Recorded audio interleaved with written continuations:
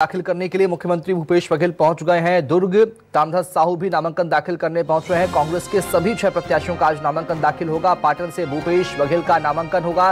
दुर्ग ग्रामीण विधानसभा सीट से ताम्रध्वज साहू नामांकन दाखिल करेंगे। दुर्ग शहर से अरुण वोरा का नामांकन है। अहिवारा से निर्मल कोसरे नामांकन दाखिल करेंगे। भिलाई नगर से देवेंद्र यादव का नामांकन होगा। वैशाली नगर से मुकेश चंद्राकर कांग्रेस के प्रत्याशी के रूप में नामांकन दाखिल करेंगे। ये 6 प्रत्याशी, जिसमें मुख्यमंत्री भूपेश बघेल का नाम सबसे बड़ा और सबसे ऊपर, नामांकन दाखिल करने सीएम भूपेश बघेल पहुंचे हैं। तो दुर्ग के पाटन विधानसभा क्षेत्र से प्रत्याशी हैं भूपेश बघेल। ताम्रध्वज साहू भी नामांकन दाखिल करने पहुंचे हैं गृह मंत्री छत्तीसगढ़ सरकार में। और कांग्रेस के सभी 6 प्रत्याशियों का आज नामांकन दाखिल होगा, जिसमें सीएम भूपेश बघेल का नाम प्रमुख है। साफ तौर पर आज नामांकन का आखिरी दिन भी है और ऐसे में सीएम भूपेश बघेल कांग्रेस प्रत्याशी के रूप में नामांकन दाखिल करेंगे। और चलेंगे दुर्ग, बात करेंगे सहयोगी वैभव शिव पांडे से। वैभव, चूंकि आज आखिरी दिन है, अंतिम दिन है और खुद मुख्यमंत्री भूपेश बघेल नामांकन दाखिल करने पहुंचे हैं, कैसा जोश उत्साह, और नामांकन चूंकि साफ तौर पर बढ़त दिखाने का दिन होता है किसी भी दल और प्रत्याशी के लिए, किस तरह की तस्वीर? देखिए, कांग्रेस पार्टी ने यहाँ पे किसी तरह का कोई शक्ति प्रदर्शन नहीं किया है। उनके जितने भी प्रत्याशी हैं वो सहजता के साथ नामांकन दाखिल करने के लिए पहुंचे। सबसे पहले ताम्रध्वज साहू पहुंच गए थे, चूंकि उनका मुहूर्त था, तय समय में उन्हें नामांकन दाखिल करना था, तो वो पहले पहुंचे। बाद में फिर एक एक करके बाकी प्रत्याशी भी आते गए और मुख्यमंत्री भूपेश बघेल जब पहुंचे तो उनके साथ दुर्ग शहर से जो कांग्रेस के प्रत्याशी है अरुण वोरा, वो पहुंचे। अहिवारा से जो कांग्रेस के प्रत्याशी हैं निर्मल कोसरे, वो पहुंचे। वैशाली नगर से जो प्रत्याशी हैं मुकेश चंद्राकर, वो पहुंचे।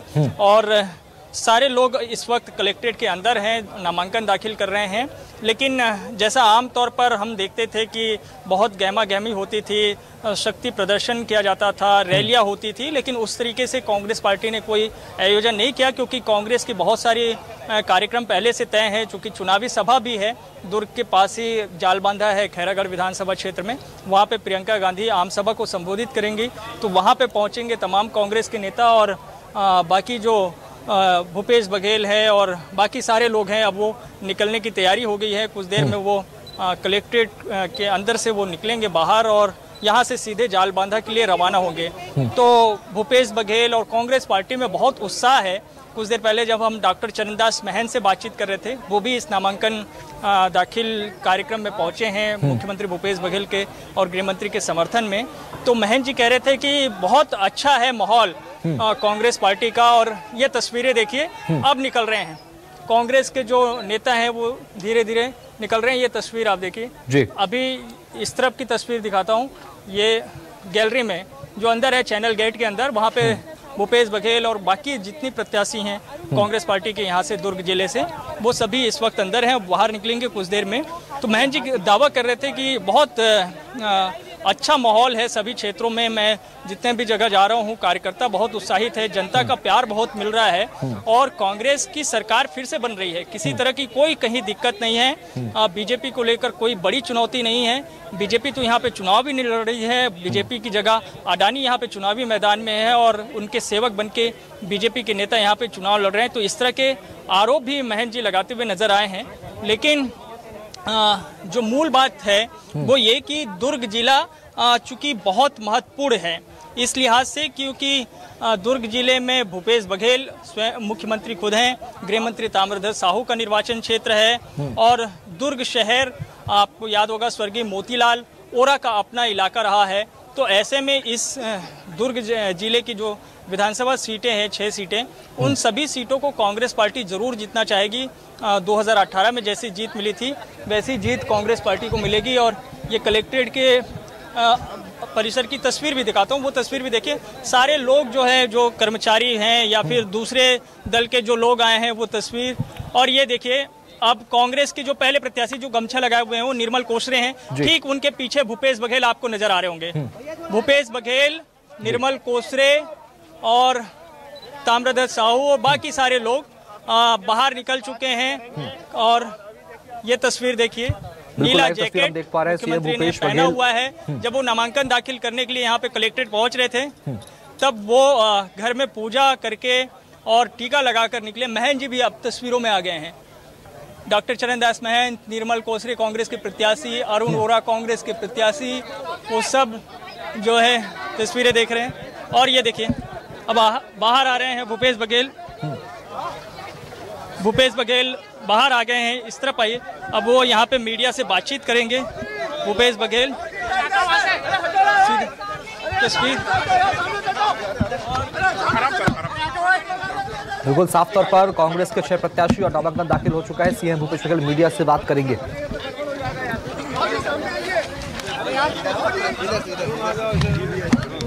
अरे आईडी मत दिखाओ, काम करते रहो तुम लोग यार।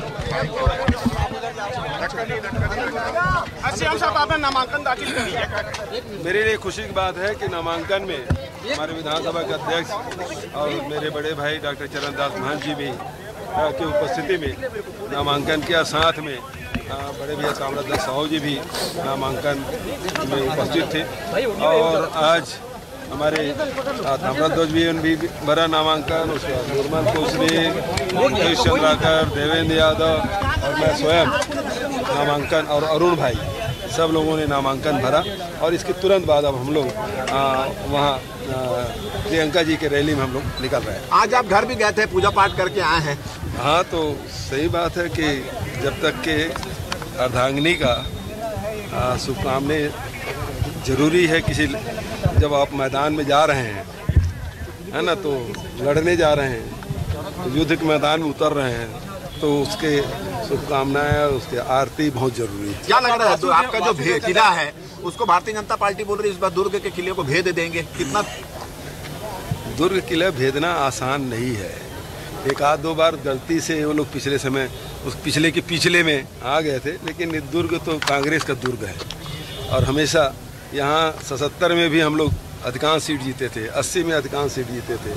तो ये कांग्रेस का हमेशा गढ़ रहा है। घोटालों का पूरा लगातार आरोप लग रहा है। उनके पास और क्या है? छत्तीसगढ़ को जनता को देने के लिए उनके पास कुछ नहीं। अभी तक वो लोग कोई एक भी वादा छत्तीसगढ़ की जनता से नहीं किए हैं। मतलब उनको भी पता है कि हम लोग यदि कोई गारंटी देंगे, कोई घोषणा करेंगे, उस पर छत्तीसगढ़ की जनता विश्वास करने वाली नहीं है। भरोसा तो केवल कांग्रेस पर है, कांग्रेस की सरकार पर है, और सरकार के मुखिया भूपेश बघेल पर है। आज बहुत सारे कांग्रेस के बहुत सारे लोग जो है बागी होकर, नाराज होकर नामांकन भरने जा रहे हैं। उनको मनाने की प्रक्रिया और जारी रहेगी क्या? वो आखिरी दिन है, उसके बाद फिर मनाने की प्रक्रिया के 2 दिन और है। नड्डा जी को हिमाचल में हम लोगों ने धूल चटा दिया था, अब छत्तीसगढ़ में आए हैं, वही होगा जो हिमाचल में हुआ। आप सादे सिंपल ढंग से नामांकन भरने आए हैं, उधर पूरे केंद्रीय नेता आ रहे हैं, मंत्री आ रहे हैं, ये सब आ रहे हैं। मेरे लिए मेरे 2 बड़े भाई हैं आशीर्वाद देने के लिए, और उसके साथ मेरे युवा साथी सब साथ में हैं। और अरुण भाई तो हम लोग एक साथ राजनीति शुरू किए हैं 93 से। तो उसके बाद अब 3 नए साथी भी हैं। चंद्राकर जी की प्रतिमा पे आज दाऊद चंद्राकर जी की पुण्यतिथि है, और हम लोग उसी की उंगली पकड़ के राजनीति सीखे हैं। उन्हीं के दरवाजे से हम लोगों की राजनीति की शुरुआत हुई है, और आज उसकी पुण्यतिथि है। उसकी मूर्ति पे जाकर श्रद्धांजलि भी आती है। मुख्यमंत्री भूपेश बघेल ने जीत का दावा किया है। तस्वीर देखिए, भूपेश बघेल